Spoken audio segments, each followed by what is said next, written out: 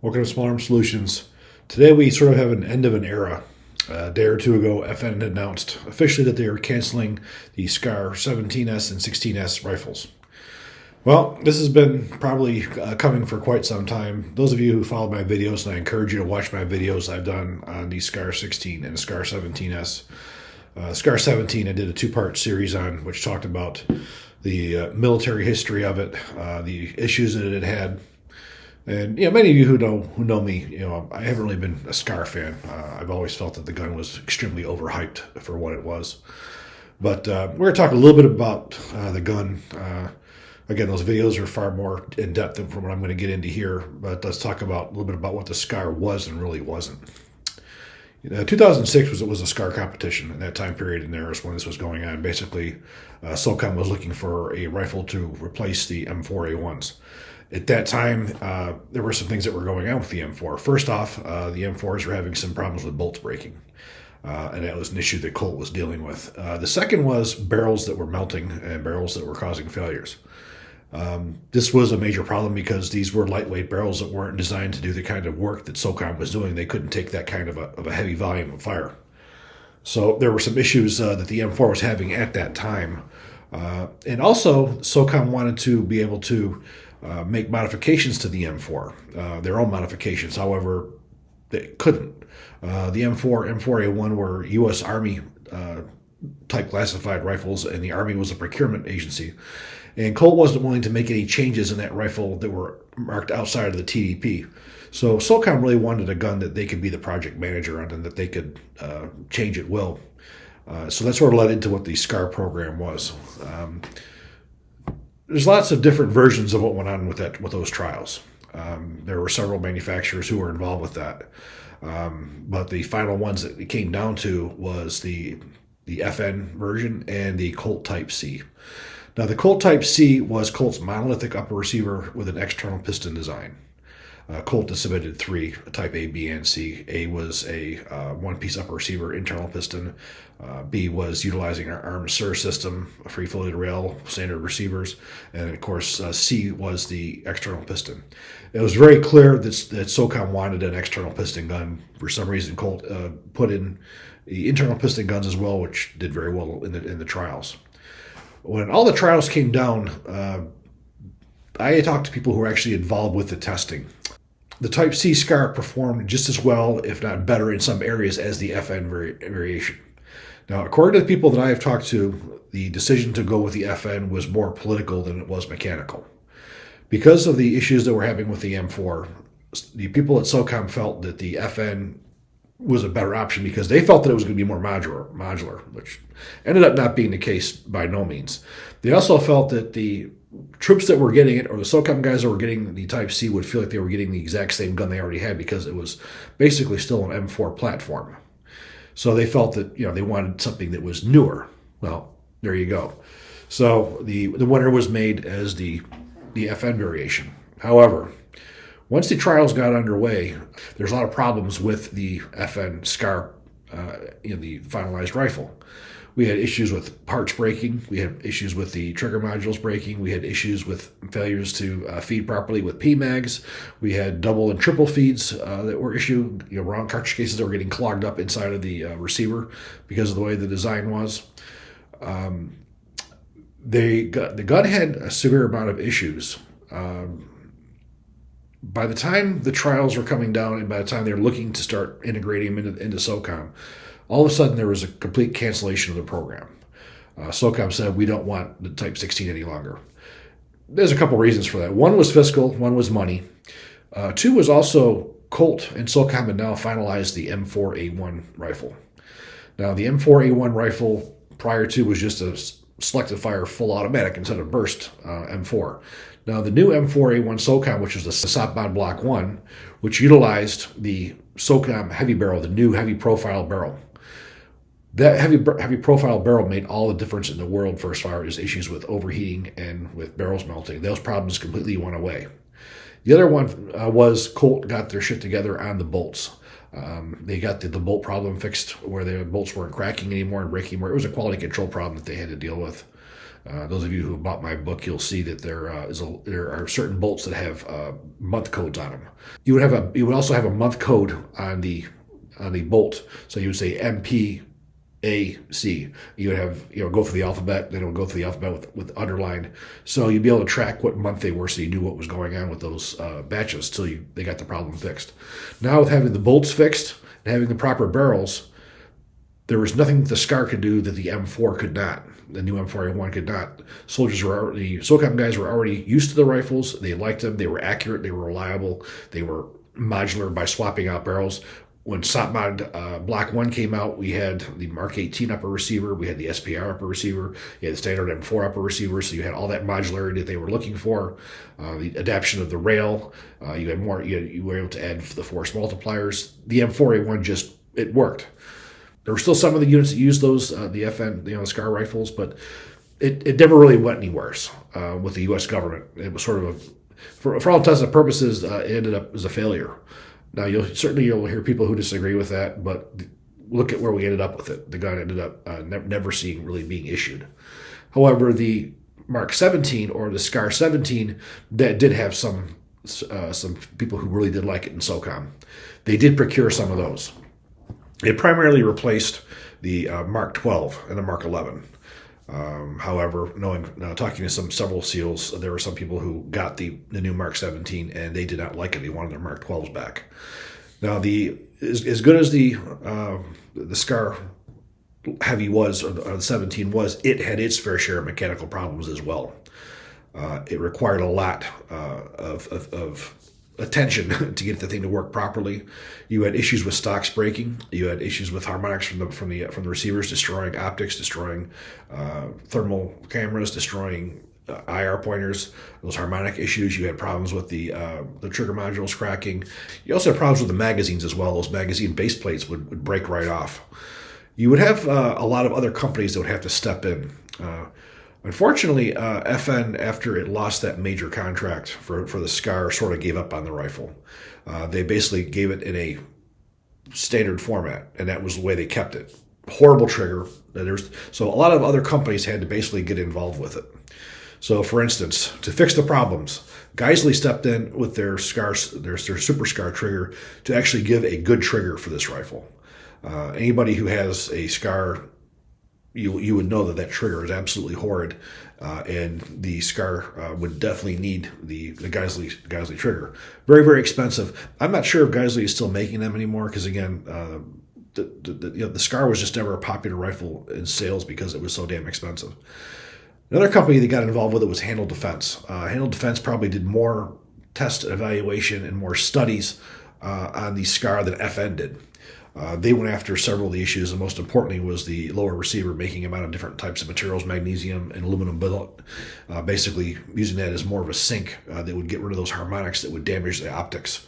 And also, fixing the magazine issues, Handle Defense made a lower receiver that would also take an SR-25 magazine or a standard AR-10 type magazine, which were far more durable and reliable than the magazines that the gun came with. And there's some modifications that they had also made to the safeties, make them easier to use, bigger paddles on the magazine releases and so forth, making better, far better cocking handles. The cocking handle on the standard SCAR was stuck straight out. If you had an optic on there, you'd pull the bolt back and you scrape the whole side of your knuckles up. This one here would angle downward, so it was away from everything, so that didn't happen. Also, Valtor got into it. Valtor made handguards. They made new stocks that were certainly an improvement because, again, one of the major problems you had was with the stock on that thing breaking. And another company which I really want to put out was Connect Development Group. They did a major updates to this rifle that really made it so it was far more useful than it was originally designed. One of the main problems that it had was you had very little real estate on it to be able to put on your force multipliers. You had a very small rail section on the left and right side in the bottom. So you really could put one thing on there, and that was pretty much it. You didn't have a lot of room. So Connect Development Group actually made a longer M-lock handguard that extended further over the barrel, which gave you far more real estate for you to be able to mount force multipliers on there. That was a major improvement. They also probably put out the best stock that was available. They took basically the stock out of the Bushmaster or Magpul ACR and put a metal locking plate on it. So it eliminated the breaking of the locking plate where the bolt would come back and hit it and crack it. It eliminated all those problems. However, the Scar Heavy, Scar 17, had a lot of problems because of its overall size and the way that it was made. So when you had a higher cycling rate, the steel plates wouldn't break. It had damage to the rear of the receiver with the screws. So if you had a suppressor, you had full auto, it wasn't necessarily a good idea to use the steel plates because you would damage the receiver. So it was sort of a catch-22. So if you look at the overall cost of the Scar, you would buy it commercially. You're looking around over $3,000 for the most part. To probably get the rifle to shoot to its potential or to be to its potential, you could easily put another $1,000 to $1,500 into it to put a proper rail, a proper lower receiver, a proper stock, parts that that would hold up, that would be more useful. So to get this thing to where it really should be, you're probably looking at close to $4,000 to $5,000 to get the thing going. So it was always very expensive. Now, the popularity came out of it not because of what it was, is what it was designed for. It was designed for the special operations community. Even though that it didn't really do very well, it was never adopted. The Scar 16 and the Scar 17 was adopted on a limited basis. FN at that point decided they were done with it. They weren't going to modify it. It wasn't me until a couple of years ago, again, this gun came out around 2006. It wasn't until a couple of years ago where they fixed the reciprocating charging handle, so that stopped. That was one of the main things that they finally fixed on it. They sort of gave up on it. So the civilians, on the other hand, because of all this lure that came out, how wonderful, legendary, and all this stuff it became a boutique rifle because of how expensive it was. People thought they were getting the best gun in the world, and it was a status symbol. It was really a boutique gun. And that was its niche. The problem is you don't sell very many guns that way. When you overprice it and you put it out of the reach of your average person, you're not going to sell them. And that's really what happened over the years. Now, for as far as military service to other countries, yes, FN has made some sales in military circles to some militaries.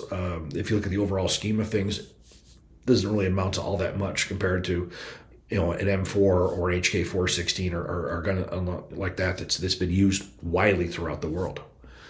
So, again, FN just stood stagnant with it. So for as far as the civilian sales, it was limited because of the cost.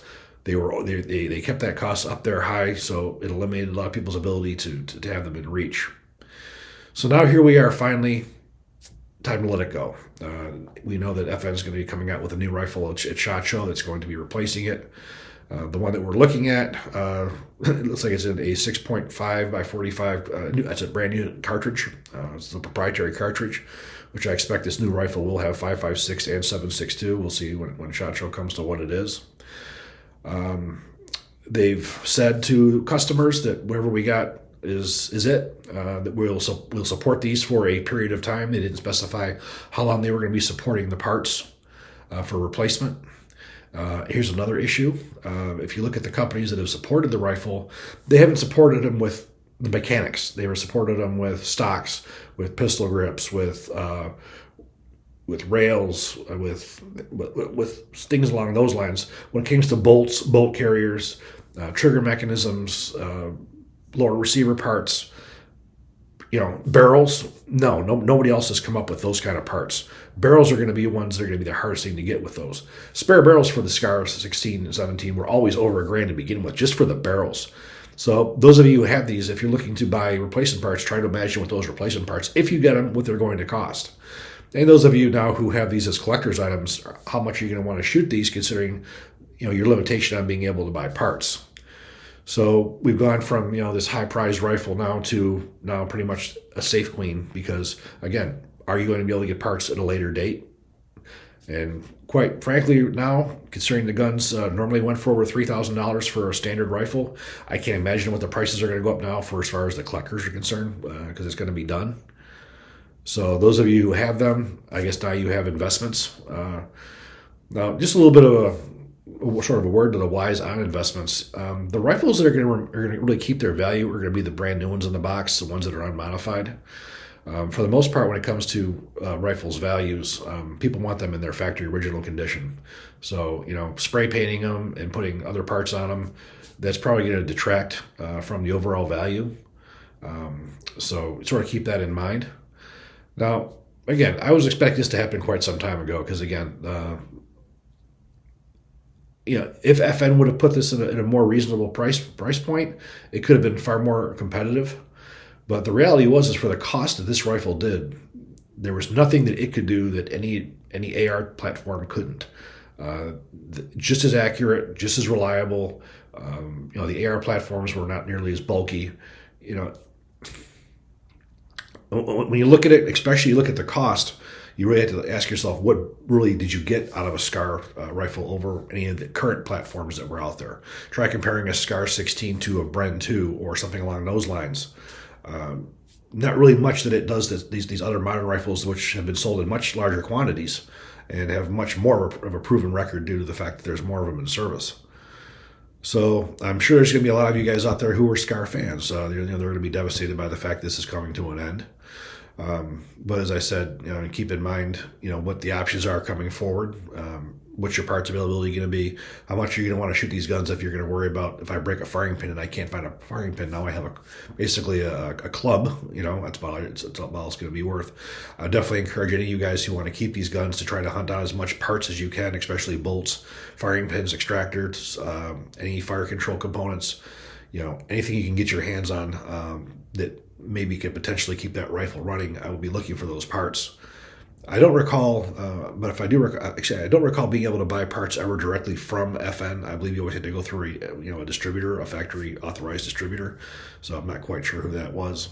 But we're definitely at the close of an era with this rifle. As I said, its heyday was not necessarily it going into service. It was the process of going into service. The rifle, it made its reputation based off of what it was designed for, not necessarily what it did. And it just became one of those Gucci boutique rifles that, was more of a status symbol than it was anything else.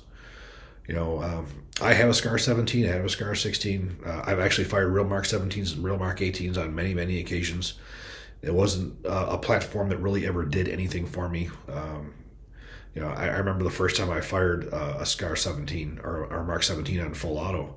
The select rate was so low on it. It was like I could pull the trigger faster, on semi-automatic than I could. It was not what I was used to. I felt that it was large. It was bulky compared to an M4 or an AR-10. It just never did anything for me. But you know what? Everybody has their own opinions. Everybody has their own likes. I have mine. I'm just going to give you some of the facts of the history of it, and just let you guys know who still do have these guns. Try to find parts for them. Get whatever you can for them to try to keep these things running when FN stops making those products. Now, FN is still making those for military circles. The SCAR will still be available for military customers. I'm not sure about law enforcement, but if there was a foreign contract that wanted to buy them, they would still be making them. It appears as though they're just cutting the commercial use. And some of that probably has to do with the part that some of these parts had to be made here in the U.S. because of 922R. So I guess it wasn't worth FN manufacturing those guns here, those parts here for the commercial market. We can't really get into FN's head, but I can sort of picture what some of the reasoning would have been. So I hope you guys do enjoy this video. If you do, please click like, please subscribe, and even better, share.